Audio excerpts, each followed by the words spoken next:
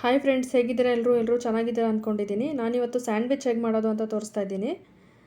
ಇದಕ್ಕೆ ನಾನು carrot, beans, ಈರುಳ್ಳಿ ಮತ್ತು ಕಾರ್ನು, ಟೊಮ್ಯಾಟೊ ಎಲ್ಲ ಮೊದಲೇ ಹೆಚ್ಚಿಟ್ಕೊಂಡ್ಬಿಟ್ಟು ಫ್ರೈ ಮಾಡ್ಕೊಂಡಿದ್ದೀನಿ. ನೋಡಿ, ಈ ಥರ ಫ್ರೈ ಮಾಡ್ಕೊಂಡಿದ್ದೀನಿ. ಪ್ಲೀಸ್ ನಮ್ಮ ಚಾನಲ್ನ ಲೈಕ್ ಮಾಡಿ, ಶೇರ್ ಮಾಡಿ ಮತ್ತು ಸಬ್ಸ್ಕ್ರೈಬ್ ಮಾಡಿ. ನೋಡಿ, ಇದೆಲ್ಲ ಫ್ರೈ ಆದಮೇಲೆ ಸ್ವಲ್ಪ ತಣ್ಣಗಾಗೋದಕ್ಕೆ ಅಂತ ಬಿಟ್ಟಿದ್ದೀನಿ. ಸ್ಯಾಂಡ್ವಿಚ್ ಮಾಡ್ತಾ ಇರೋದು. ಆಮೇಲೆ ಇದಕ್ಕೆ ಬ್ರೆಡ್ಡನ್ನು ಫ್ರೈ ಮಾಡ್ಕೊಳ್ತಾ ಇದ್ದೀನಿ. ಮಯೋನೀಸ್ ಮೊದಲೇ ರೆಡಿ ಮಾಡಿ ಇಟ್ಕೊಂಡಿದ್ದೆ, ನಾನು ಅದನ್ನು ತೋರ್ಸೋಕ್ಕಾಗಲಿಲ್ಲ. ಅದಕ್ಕೆ ಸ್ವಲ್ಪ ತುಪ್ಪ ಹಾಕ್ಕೊಂಡು ಫ್ರೈ ಮಾಡ್ಕೊತಾ ಇದ್ದೀನಿ ಬ್ರೆಡ್ಡನ್ನು. ಮಯೋನೀಸ್ಗೆ ಎಣ್ಣೆ ಮತ್ತು ಒಂದು ಎಗ್ ಹಾಕ್ಕೊಂಡು ಅದನ್ನು ಮಿಕ್ಸಿ ಮಾಡ್ಕೊಂಡಿದ್ದೀನಿ. ಅದು ಮಯೋನೀಸ್ ರೆಡಿ ಆಗುತ್ತೆ. ನೋಡಿ, ಇದು ತಣ್ಣಗಾಗಿರೋ ಇದಕ್ಕೆ ತರಕಾರಿಗೆ ನಾನು ಮಯೋನೀಸ್ ಹಾಕ್ಕೊಂಡು ಮಿಕ್ಸ್ ಮಾಡ್ಕೊಳ್ತಾ ಇದ್ದೀನಿ.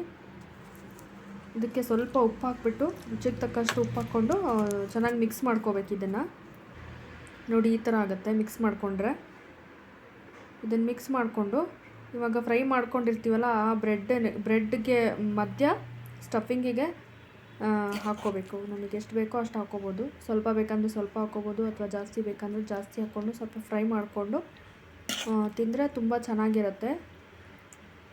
ನೀವು ಒಂದು ಸಲ ಮನೆಯಲ್ಲಿ ಟ್ರೈ ಮಾಡಿ ನೋಡಿ, ಮಯೋನೀಸ್ ಸ್ಯಾಂಡ್ವಿಚ್ಚು. ಅದಕ್ಕೆ ನಾನು ಕ್ಯಾರೆಟು, ಬೀನ್ಸು, ಈರುಳ್ಳಿ, ಟೊಮ್ಯಾಟೊ ಮತ್ತು ಕಾರ್ನ್ ಇತ್ತು, ಕಾರ್ನ್ ಹಾಕ್ಕೊಂಡಿದ್ದೀನಿ. ಇದನ್ನು ಕ್ಲೋಸ್ ಮಾಡಿಕೊಂಡು ಒಂದು ಸಲ ಫ್ರೈ ಮಾಡಿಕೊಂಡ್ರೆ ಆಯಿತು. ತುಪ್ಪ ಅಥವಾ ಎಣ್ಣೆ ಹಾಕ್ಕೊಂಡು ಫ್ರೈ ಮಾಡಿಕೊಂಡ್ರೆ ತುಂಬ ಚೆನ್ನಾಗಿರುತ್ತೆ ಬೆಳಗ್ಗೆ ಬ್ರೇಕ್ಫಾಸ್ಟಿಗೆ. ನೋಡಿ, ಈ ಥರ ಆಗುತ್ತೆ ಫ್ರೈ ಮಾಡ್ಕೊಂಡ್ಮೇಲೆ. ಫ್ರೈ ಮಾಡೋದಕ್ಕೆ ಇಡ್ತಾಯಿದ್ದೀನಿ.